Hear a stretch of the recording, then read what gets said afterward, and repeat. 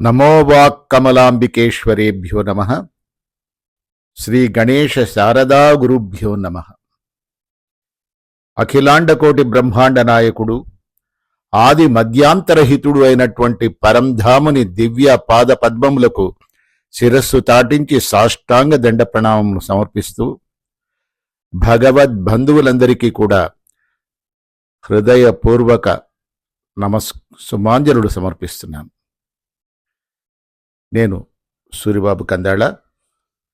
మీ అందరికీ కూడా షణ్ముఖ శ్రీ రాఘవ ఛానల్కి స్వాగతం, సుస్వాగతం.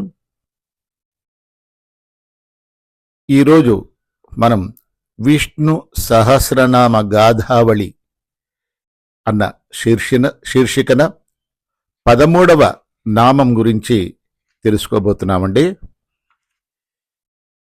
ఈ నామం ఓం అవ్యయాయ నమః అన్న నామార్థాన్ని, దానికి సంబంధించిన కథని తెలుసుకోబోతున్నాం. మరి కథలోకి ప్రవేశిస్తామండి. ఈ కథ పేరు పతనం లేని పరమపదం. దీని రచయిత విఎస్ కరుణాకరన్ గారు. సహస్రాక్షుడైన దేవేంద్రుడు దుర్భరమైన ఆవేదనతో అలమటించాడు. ఇంకెంతకాలం ఓపిక పట్టేది? ఈ యయాతి నాతో పాటు నా సింహాసనాన్ని అంతా ఆక్రమించుకుని తిష్టవేసి కూర్చున్నాడు. నాకు కదిలేందుకు మెదిలేందుకు కడకు కూర్చోవడానికి చోటు లేకుండా చేశాడే. నిజమే, నాటి దేవేంద్రుడు విద్యుత్ శక్తితో నడిచే రైలు బండిలో పయనించే నేటి ప్రయాణికుని వలె కిక్కిరిసి తన సింహాసనంపైనే ఉక్కిరిబిక్కిరైపోయాడు. యయాతి స్వర్గానికి రాకముందు అలా లేదు. దేవేంద్రుడొక్కడే విశాలమైన సింహాసనం మీద కొలుకుతూ కూర్చునేవాడు. యయాతి చంద్రవంశంలో పుట్టిన చక్రవర్తి, నహుషుని కొడుకు. భరతవంశీయుడైన యయాతి హస్తినాపురం రాజధానిగా ఎన్నో యజ్ఞాలు చేశాడు. వేద పండితులకు కోటాను కోట్ల గోవులను, వాటి కొమ్ములకు బంగారు తొడుగులు తొడిగి దానం చేశాడు. బీద సాధలకు చేసిన దాన ధర్మాలు, ఇతర సంక్షేమ కార్యక్రమాలు స్వప్రయోజన పరుల పాలవకుండా బీదలే వాటి ఫలితాలను పొందేట్లుగా జాగ్రత్త పడ్డాడు. ప్రజలను కన్న బిడ్డల వలె కాపాడి ఆదర్శ ప్రభు అయినాడు. అటువంటి పుణ్యాత్ముడు కాబట్టి అతనికి మరణానంతరం స్వర్గంలో దేవేంద్రుని అర్ధసింహాసనం లభించింది. అయితే దేవేంద్రునికి అతనిపై అసూయ ఏర్పడింది. ఒకే వరలో 2 కత్తులు ఎలా ఇమడగలవు? ఇంద్రునికి కంటి నిండా నిద్ర పట్టలేదు. ఎంత ఆలోచించినా అతనికి యయాతి పీడ వదిలించుకునే దారి తోచలేదు. అంతటా గురువుగారైన బృహస్పతిని సంప్రదించాడు. అసలు దేవేంద్రుడు గారికే ఆరాటమెందుకు? తాను 100 అశ్వమేధ యాగాలు చేసి ఏ తత్ పుణ్యఫలంగా దేవేంద్రుడు కాగలిగాడు. అది లక్ష్మీనారాయణ స్వామి వారి కృప వలన అతనికి సిద్ధించిన అదృష్టం. ఇప్పుడు యయాతి ఆర్జించిన పుణ్యం వల్ల అతనికి అర్ధాసనం లభించింది. దీనికి దేవేంద్రుడు అసూయ పడకూడదు అనుకున్నాడు బృహస్పతి. కానీ తన శిష్యుడు తన్ను సంప్రదించాడు కాబట్టి తగిన సలహా చెప్పక తప్పదు. ఆలోచించి చివరకు బృహస్పతి ఒక ఉపాయం చెప్పాడు దేవేంద్రునికి.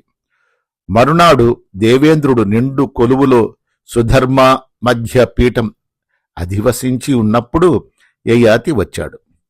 దేవేంద్రుడు లేచి నిలిచి యయాతికి అభివాద పురస్కారంగా వజ్రహస్తుడై స్వాగతం పలికాడు.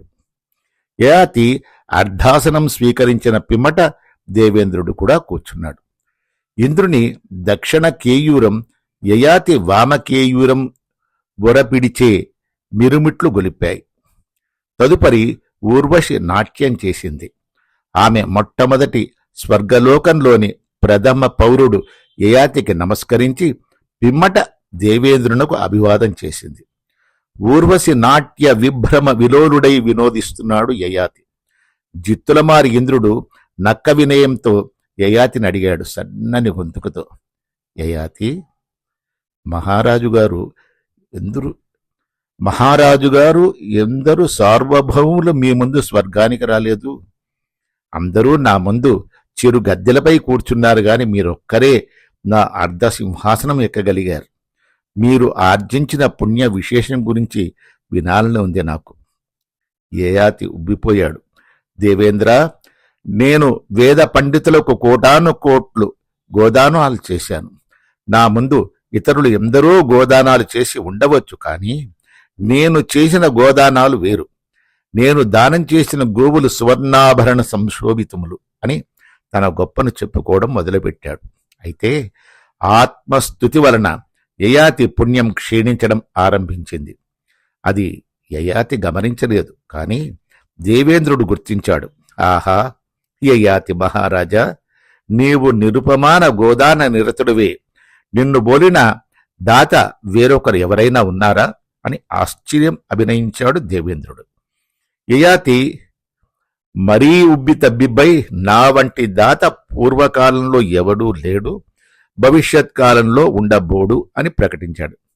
ఆత్మస్థుతి వలన పుణ్యక్షయమైన యయాతి అర్ధాసనం నుండి జారి పడిపోయాడు. అంతవరకు అయస్కాంతాన్ని అంటుకొని ఉన్న ఇనుప ముక్క వలె దేవేంద్రుని సింహాసనానికి అంటుకొని కూర్చున్న యయాతి ఒక్క మారుగా జారి సుదూరంలో విసురుగా పడిపోయాడు. ధర్మశాస్త్రాలు గుప్తదాన వ్రతమును గొప్పగా ఉగ్గడించాయి. డాబులు దర్పాలతో కూడిన స్వోత్కర్ష, ఆత్మస్థుతి, పుణ్యక్షయాలు అని పెద్దల ప్రవచనం. ఈ విషయం మహానుభావుడైన బృహస్పతికి తెలుసును కాబట్టి దేవేంద్రునకు తగిన సలహా ఇచ్చాడు. పాపం, యయాతి దేవేంద్రుని వలలో పడ్డాడు. స్వర్గభ్రష్టుడై భూలోకంలోకి పడిపోతున్న యయాతి తన తప్పు తెలుసుకొని పశ్చాత్తాపంతో ఇంద్రుని ప్రార్థించాడు. తన్ను భూలోకంలో సత్సాంగత్యం లభించే చోటు పడేటట్లు చూడమన్నాడు. అప్పుడు ఇంద్రుని దగ్గర ఉపేంద్రుడుగా ఉన్న శ్రీమన్నారాయణుడు కరుణించి యయాతి కోరిక మన్నించుమని ఇంద్రుని ఆదేశించాడు. యయాతి భూలోకంలో పడిన చోట అతని మనుమలు యజ్ఞం చేస్తూ ఉన్నారు. ఒక మనుమడు ప్రతర్ధనుడు ఇంద్రునకు అంతకుముందు ఒక యుద్ధంలో సహాయం చేసి ఉన్నాడు. ఇంద్రుడు సంతోషించి అతనికి ఒక వరం ఇచ్చాడు. ప్రతర్ధనుడు ఆ వరాన్ని సద్వినియోగం చేసుకోవాలని సంకల్పించాడు. ఆత్మోన్నతికి సాధనమయ్యే మార్గాన్ని సంపాదించాడు. ఇంద్రుడు తనతో పాటు వేరొకరు ఎవ్వరికీ తన ఆసనం ఇచ్చేందుకు ఇష్టపడడు. అయితే శ్రీమన్నారాయణుడు మాత్రం ఎవరైనా సరే ఒకసారి తన దగ్గరికి వస్తే ఇక వారిని విడువడు సరిగదా. ఇక అట్టి వారిని జనన మరణ చక్రము నుండి విముక్తి ప్రసాదించి తన సన్నిధినే ఉండేటట్లుగా చేస్తాడు. అంతేకాదు, కొడుకు తన నెత్తిమీదికి ఎక్కినప్పుడు తండ్రి ఆనందించినట్లుగా తన భక్తుడు ఎవరైనా ఆదిశేషుని తలపైకి ఎక్కి తొక్కినా సంతోషంతో సహిస్తాడు. ఇంద్రుడేమో స్వర్గానికి వచ్చిన వారిని మళ్లీ భూలోకానికి గెంటివేయాలని చూస్తూ ఉంటాడు. అది తెలిసిన ప్రతర్ధనుడు తన తాతగారైన యయాతిచే శ్రీమన్నారాయణుని పాదార విందాలకు శరణాగతి చేయించాడు. యయాతి అట్లే ప్రపత్తి చేశాడు. ఇక స్వర్గానికే వెళ్లకుండా శ్రీమన్నారాయణుని ఆవాసమైన వైకుంఠానికే చేరుకున్నాడు. తనను చేరిన వారిని మళ్లీ పతనం కానివ్వడు. కనుకనే శ్రీమన్నారాయణుడు అవ్యయుడు అని అభివర్ణించబడ్డాడు. నిరుక్తిలోని వివరణ ఇది. నవీయతేచ వైకుంఠాత్ ముక్తో దస్మాత్ అతోవ్యయః. తన నివాసం చేరిన వారిని తరిమివేయి చూచే ఇతరుల వలె కాక శ్రీమన్నారాయణుడు తన్ను చేరిన ఎవ్వరినీ వారు పోదలుచుకున్నా పోనీయక పతనం కానీయక రక్షిస్తాడు. పెరియాళ్వార్ తిరుమోళి 4వ శతకం 2వ దశకం 2వ పాసురంలో శ్రీమన్నారాయణుని విభవాన్ని ఘనంగా ప్రస్తుతించారు. పోయిన్యాల్ పిన్నై ఇతి సైక్కు ఎన్రుం పినై కోడిక్కిలం పోగవోత్తరే. ఈ పాసురాన్ని నిర్వచిస్తూ గురుపాదులైన మా పితృదేవులు ఇంద్రుని సంకుచిత వైఖరిని, దానివల్ల యయాతికి కలిగిన ఆపదను అవ్యయుడైన శ్రీమన్నారాయణుని దివ్య గుణంతో పోల్చి చూశారు. వేదవ్యాస భగవానుడు విష్ణు సహస్రనామాలలో ఈ నామం చేర్చి స్వర్గవాసం ఆశించే వారికి కలిగే అపాయాలను గుర్తింపచేశారు. మనమెన్నడూ వైకుంఠాన్ని ఆశించాలి. ఆచార్యుల ద్వారా ప్రపత్తి చేసి అవ్యయుని పక్కనే నివాసం కోరుకోవాలి. ఆయన ఎప్పుడూ మనను దిగజారనీయుడు. ఒకసారి ఆయన సన్నిధికి చేరుకున్నామంటే అక్కడి నుండి తొలగిపోదామనే కోరిక కూడా మనకు కలగదు. ఈ శరీరాన్ని త్యజించిన అనంతరం వైకుంఠాన్ని చేరాలనే కోరుకునేవారు అప్పటిదాకా ఇహలోకంలో కూడా భగవద్ అనుగ్రహం పొందాలని కాక్షించేవారు ఎప్పుడూ జపించవలసిన మంత్రం ఓం అవ్యయాయ నమః. ఇదే మనకు వైకుంఠంలో శాశ్వత స్థానాన్ని సమకూర్చగలదు. కావున మనమందరము కూడా ఓం అవ్యయాయ నమః అన్న నామాన్ని జపం చేసుకుందాం. ఈ పరమ పవిత్రమైన ధనుర్మాసంలో మనం ఈ నామ అర్థాన్ని తెలుసుకున్నందుకు మనకి తెలియచేసిన ఆ వేదవ్యాస భగవానుని పాదపద్మములకు శిరస్సు తాటించి సాష్టాంగ దండ ప్రణామం సమర్పించుకుందాం. అలాగే ఒక చిన్న కథ చెప్పుకుందామండి. ఒకానొక పట్టణంలో ఒక శ్రీమంతుడు కలడు. అతడు ఒక సామాన్య కుటుంబమునకు జన్మించినను తన అనవరత పరిశ్రమ చేతను వ్యాపార కళయందలి నేర్పరితనము చేతను అపార ధనమును సంపాదించి ఆ ప్రాంతములోనే గొప్ప శ్రీమంతుడయ్యాడు. ఆ పట్టణమునందరి దేవాలయంలో ఒకనాడు రాత్రి ఒక భాగవతారు గారు ప్రహ్లాద ఉపాఖ్యానమును హరికథా రూపమున చెప్పుచున్నారు. శ్రోతలు వేలకు వేడుగా వచ్చి ఒళ్లంతయూ చెవులు చేసుకున్న ఏకాగ్ర చిత్తులై వినుచుండిరి. హరిదాసు గారు తమ గాన కళా నైపుణ్యమును ప్రదర్శించి శ్రోతలను ఉర్రూతలూగించుతూ ఉండిరి. ప్రజలు భక్తి పరవశులై తమ ఇళ్ళు వాకిళ్ళు మరచి తదేక దృష్టితో కథను ఆలకించుతూ ఉండిరి. హరిదాసు గారి ఖ్యాతిని గురించి ఇదివరకే విని ఉన్నటువంటి ఆ శ్రీమంతుడు అవకాశమును జారవిడుచుకొనక సమయమును చిక్కకున్నను ఎటులనో వీలు కలుగ చేసుకుని హరికథను వినుటకై ఆనాడు దేవాలయానికి వెళ్ళాడు. ప్రహ్లాదోపాఖ్యానము గుడిచిన రసవత్తరమైన ఘట్టములను వారి హరిదాసు భక్తి పారవశ్యమున్న ప్రబోధించుతూ ఉండగా వారిని చక్కగా ఆకళింపు చేసుకున్న ధనికుని యొక్క హృదయంలో ఒక్క గొప్ప పరిణామము ఉదయించాను. ఇది వరకు భగవంతుని ఎడల భక్తి ఏ కొద్దిగానో గలవాడు ఇప్పుడు దానిని పెంచుకొని విశేష భక్తి కలవాడయ్యను. ఇది వరకు ప్రాపంచిక పదార్థముల ఎడ అత్యాసక్తి కలవాడు ఇప్పుడు వాని యొక్క నశ్వరత్వమును గుర్తిరింగి వానిపై మమతత్వమును అభిలాషను తగ్గించుకొనను. ఇది వరకు విషయభోగములే జీవునకు శరణ్యమని భావించిన వాడు తన ఆ సిద్ధాంతమును మార్చివేసుకొని భగవంతుడొక్కడే శాశ్వతుడు, అతడే సర్వావస్థలయందును సమస్త ప్రాణులయందును అనుసరింపదగిన వాడనియు నిశ్చయించుకొనెను. తత్ఫలితముగా తన గృహమున పూజా పునస్కారములను విరివిగా జరుపుతూ ఉండెను. ఒకనాడా శ్రీమంతుడు పురోహితుని రప్పించి సత్యనారాయణ స్వామి వారి పూజ జరిపించుతూ ఉండెను. పురోహితుడు షోడశోపచారాలతో సాంగోపాంగముగా పూజ నిర్వహించుటకు కృతనిశ్చయుడై సత్యనారాయణుని పటమును పుష్పమాలలతో కన్నుల పండగగా అలంకరించి పటమునకు ఎదురుగా శ్రీమంతుని కూర్చోబెట్టి పూజకు ఉపక్రమించెను. పూజ చక్కగా కొనసాగుతూ ఉండెను. ఇంతలో ధూప ప్రకరణము రాగా పురోహితుడు, అయ్యా, దేవునకు ధూపము సమర్పించవలసి ఉన్నది, అగరొత్తులు తెచ్చినారా అని ప్రశ్నించను. ధనికునకు భక్తి ఉన్నదే గాని శ్రద్ధ లేదు. ఇంటి లోపల అగరొత్తులు ఉన్నప్పటికీ తెచ్చుటకు బద్ధకము చేత అతడు, పురోహితుడు గారు, అగరొత్తులు లేకుండగానే పూజలు కొనసాగించుడు అని చెప్పాను. వెంటనే పురోహితుడు ఇక చేయునది లేక ధూపార్థం అక్షతాన్ సమర్పయామి, ధూపం బదులు అక్షతలు వేయించాడు అని చెప్పి ఆ పటంపై చల్లాను. తదుపరి కొంతసేపటికి నైవేద్య ఘట్టమేతించాను.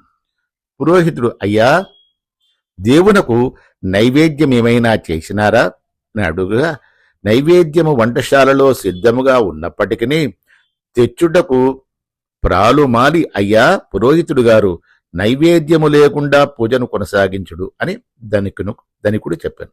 ఇక గత్యంతరము లేక పురోహితుడు నైవేద్యార్థం అక్షతాన్ సమర్పయామి అని చెప్పి కొన్ని అక్షతలను పటంపై చల్లాను.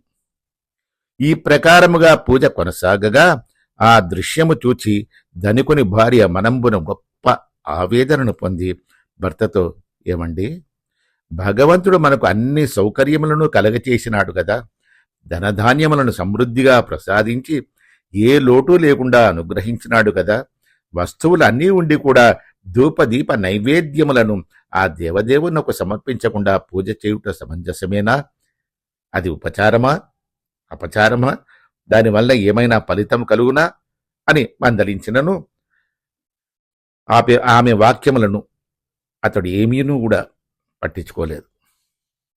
అవును, అప్పుడు ధనుకుని అర్ధాంగి అతనికి సరి అయిన బోధను చేయదలించి అవకాశము కొరకు ఎదురు చూచుతూ ఉండగా ఇంతలో మధ్యాహ్నపు వేళ అతడు వంటశాలలోనికి భోజనం కొరకు రాగా భార్య అతనికి విస్తరి వేసి అన్నము వడ్డించకుండా అన్నార్థం అక్షదాన్ సమర్పయామి అని చెప్పి విస్తర మధ్యలో కొద్దిగా అక్షతలు పెట్టి ఆ తదుపరి శాకార్థం అక్షతాన్ సమర్పయామి అంటే కూరల బదులు అక్షతలు వడ్డిస్తున్నాను అని చెప్పి ఆ అన్నం ప్రక్కనే కొద్దిగా అక్షతలు పెట్టి ఆ ప్రకారముగా విస్తరి చుట్టూ అక్కడక్కడ అక్షతలు పెట్టుతూ ఉండగా భర్తకు ఒళ్ళు మండి, ఏమే, అన్నము కూరలు వడ్డించకుండా అక్షతలు వేయుచున్నావేమి అని గద్దించి అడగగా భార్య అందులో సమాధానముగా, ఏమండి, దేవుని పూజకు ఏ ఉపచారమును చేయక వట్టి అక్షతలతోనే పూర్తి చేసిదిరి గదా, ఇప్పుడు మీ భోజనమునకు మాత్రం అన్ని ఉపచారములు చక్కగా ఉండవలనా అని ప్రశ్నింప ధనికుడు సిగ్గు తెచ్చుకుని తన తప్పిదమును గుర్తెరింగి ఇక మీదట పూజ మొదలైనవి సక్రమంగా చేసేదనని హామీ నొసంగిను. అంతటా భార్య ధనికుని విస్తరిలోని అక్షతలు తీసివేసి అన్నము కూర మొదలైనవన్నీ వడ్డించగా అతడు సుష్టుగా భుజించాడు. ఈ కథలోని నీతి మనం అందరం కూడా గ్రహించాలండి. ఏ కార్యమైనను శ్రద్ధతో విశ్వాసముతో చేసినప్పుడే అది సత్ఫలితమును పూర్ణ ఫలితమును వసంగగలదు. అశ్రద్ధతో చేసినది దాదాపు చేయని దానితో సమానమే కాగలదు. కాబట్టి ఏ కార్యమునకైనను శ్రద్ధను జోడించవలను. ముముక్షువగువాడు అశ్రద్ధను పారద్రోలి వినయ విధేయలతో భక్తి శ్రద్ధలతో తన ఆధ్యాత్మిక కార్యక్రమములను నిర్వర్తించవలను. ప్రతి ఒక్కరికి కూడా వినయ విధేయతలు, భక్తి శ్రద్ధలు ఆధ్యాత్మిక కార్యక్రమాలలో ఉండాలి అని చెప్పేసి మనకు ఈ కథ ద్వారా తెలియజేసిన శ్రీ శ్రీ శ్రీ విద్యాప్రకాశానంద స్వామి వారి పాదపద్మములకు శిరస్సు తాటించి సాష్టాంగ దండ ప్రణామం సమర్పిస్తూ మరి సెలవు తీసుకుంటానండి. ఉంటాను. జై శ్రీమన్నారాయణ, జై శ్రీమన్నారాయణ, జై శ్రీమన్నారాయణ.